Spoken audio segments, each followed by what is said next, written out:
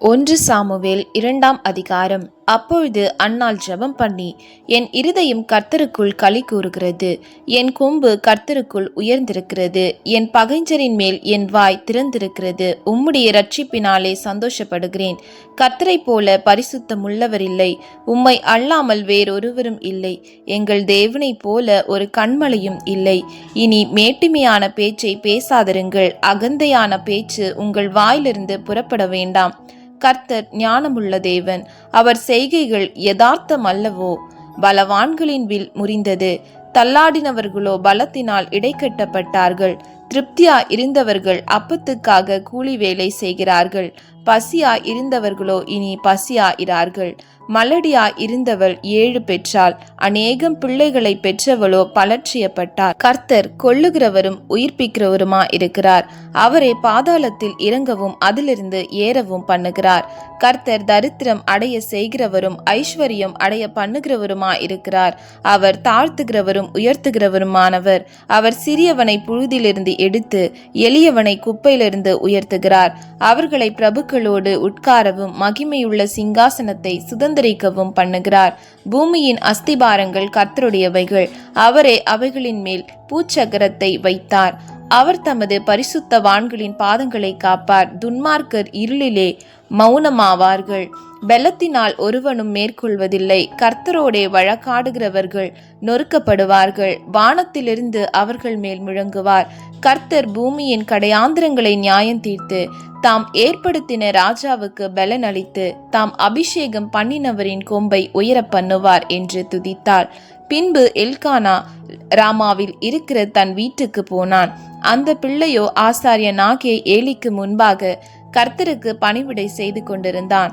ஏலியின் குமாரர் பேலியாளின் மக்களா இருந்தார்கள். அவர்கள் கர்த்தரை அறியவில்லை.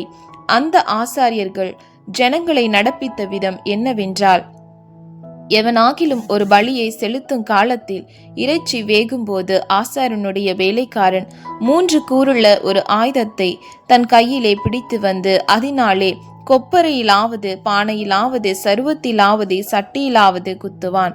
அந்த ஆயுதத்தில் வருகிறதை எல்லாம் ஆசாரியன் எடுத்து கொள்ளுவான். அப்படி அங்கே சீலோவிலே வருகிற இஸ்ரவேலருக்கெல்லாம் செய்தார்கள்.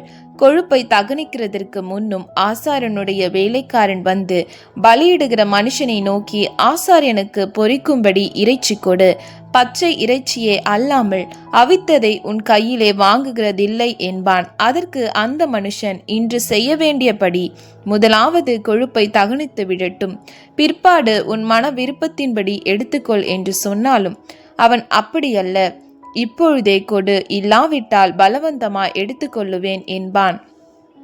ஆதலால் அந்த வாலிபரின் பாவம் கர்த்தருடைய சந்நிதியில் மிகவும் பெரிதா இருந்தது. மனுஷர் கர்த்தரின் காணிக்கையை வெறுப்பாய் எண்ணினார்கள். சாமுவேல் என்னும் பிள்ளையாண்டான் சணல்நூல் ஏபோத்தை தரித்தவனாய் கர்த்தருக்கு முன்பாக பணிவிடை செய்தான். அவனுடைய தாய் வருஷந்தோறும் செலுத்தும் பலியை செலுத்துகிறதற்காக தன் புருஷனோடு கூட வருகிற போதெல்லாம் அவனுக்கு ஒரு சின்ன சட்டையை தைத்து கொண்டு வருவாள். ஏலி எல்கானாவையும் அவன் மனைவியையும் ஆசீர்வதித்து, இந்த ஸ்திரீ கர்த்தருக்கென்று ஒப்பு கொடுத்ததற்கு பதிலாக கர்த்தர் உனக்கு அவளாலே சந்தானம் கட்டளை இடுவாராக என்றான். அவர்கள் தங்கள் ஸ்தானத்திற்கு திரும்ப போய்விட்டார்கள். அப்படியே கர்த்தர் அன்னாளை கடாட்சித்தார். அவள் கர்ப்பம் தரித்து 3 குமாரரையும் 2 குமாரத்திகளையும் பெற்றார். சாமுவேல் என்னும் பிள்ளையாண்டான் கர்த்தருடைய சந்நிதியில் வளர்ந்தான். ஏலி மிகுந்த கிழவனாயிருந்தான். அவன் தன் குமாரர் இஸ்ரவேலருக்கெல்லாம் செய்கிற எல்லாவற்றையும் அவர்கள் ஆசரிப்பு கூடாரத்தின் வாசலில் கூட்டம் கூடுகிற ஸ்திரீகளோடே சயனிக்கிறதையும் கேள்விப்பட்டு அவர்களை நோக்கி, நீங்கள் இப்படிப்பட்ட காரியங்களை செய்கிறது என்ன? இந்த ஜனங்கள் எல்லாரும் உங்கள் பொல்லாத நடக்கைகளை சொல்ல கேட்கிறேன். என் குமாரரே, வேண்டாம். நான் கேள்விப்படுகிற இந்த செய்தி நல்லதல்ல. கர்த்தருடைய ஜனங்கள் மீறி நடக்கிறதற்கு காரணமா இருக்கிறீர்களே. மனுஷனுக்கு விரோதமாக மனுஷன் பாவம் செய்தால் நியாயாதிபதிகள் அதை தீர்ப்பார்கள். ஒருவன் கர்த்தருக்கு விரோதமாக பாவம் செய்வானே ஆகில் அவனுக்காக விண்ணப்பம் செய்யத்தக்கவன் யார் என்றான். அவர்களோ தங்கள் தகப்பன் சொல்லை கேளாமற் போனார்கள். அவர்களை சங்கரிக்க கர்த்தர் சித்தமா இருந்தார். சாமுவேல் என்னும் பிள்ளையாண்டானோ பெரியவனாக வளர்ந்து கர்த்தருக்கும் மனுஷனுக்கும் பிரியமாக நடந்து கொண்டான். தேவனுடைய மனுஷன் ஒருவன் ஏலியினிடத்தில் வந்து, கர்த்தர் உரைக்கிறது என்னவென்றால், உன் பிதாவின் வீட்டார் எகிப்திலே பார்வோனின் வீட்டில் இருக்கையில் நான் என்னை அவர்களுக்கு வெளிப்படுத்தி என் பலிபீடத்தின் மேல் பலியிடவும் தூபம் காட்டவும் என் சமூகத்தில் ஏபோத்தை தரிக்கவும் இஸ்ரவேல் கோத்திரங்களில் எல்லாம் அவனை எனக்கு ஆசாரியனாக தெரிந்து கொண்டு உன் பிதாவின் வீட்டாருக்கு இஸ்ரவேல் புத்திரருடைய தகன பலிகளை எல்லாம் கொடுக்கவில்லையா? என் வாசஸ்தலத்திலே செலுத்தும்படி நான் கட்டளையிட்ட என் பலியையும் என் காணிக்கையும் நீங்கள் உதைப்பானேன். என் ஜனமாகிய இஸ்ரவேலின் காணிக்கைகளில் எல்லாம் பிரதானமானவைகளை கொண்டு உங்களை கொழுக்க பண்ணும்படிக்கு நீ என்னை பார்க்கிலும் உன் குமாரரை மதிப்பானேன் என்கிறார். ஆகையால் இஸ்ரவேலின் தேவனாகிய கர்த்தர் சொல்லுகிறதாவது, உன் வீட்டாரும் உன் பிதாவின் வீட்டாரும் என்றைக்கும் என் சந்நிதியில் நடந்து கொள்வார்கள் என்று நான் நிச்சயமாய் சொல்லியிருந்தும் இனி அது எனக்கு தூரமா இருப்பதாக. என்னை கனம் பண்ணுகிறவர்களை நான் கனம் பண்ணுவேன், என்னை அசட்டை பண்ணுகிறவர்கள் கனயினப்படுவார்கள் என்று கர்த்தர் சொல்லுகிறார்.